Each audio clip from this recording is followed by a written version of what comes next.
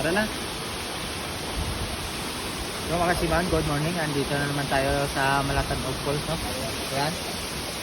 Kung saan natin sisirin na naman natin yung Malatanog Falls, no? So pagdating natin dito mga kasiman, nagkatid agad tayo ng kawil natin, no? Kasi malalaki daw ang palos dyan, no? Nakadungaw na naman palos, makuha natin, no? So asahin muna natin yung kawil natin mga kasiman. Nope.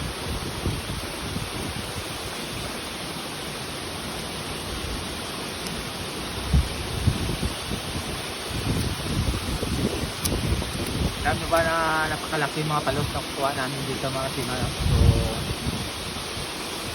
marami palang naliligo dito yung silaw. Kaway na dyan, ha?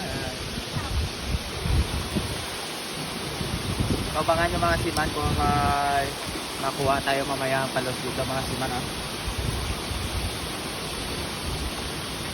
So itong paraan mga kasiman, yung pinakamadaling paghuli ng palos, no? Kasi hindi nakakawala to, no? Yung kawil natin, no? Lagyan mo ng guma mga kasiman para siya yung didikit, no? Ganito. Tapos tali mo ng buti para hindi gumalaw, no?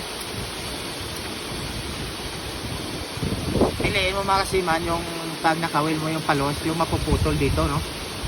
Pag naputol yan, hindi na makakawala yan kasi ang tali pipilipit yan sa katawan niya, no?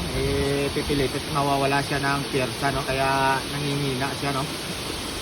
Pag hindi maputol, may posibleng nakawala yung palos, no? Lalo na malalaki.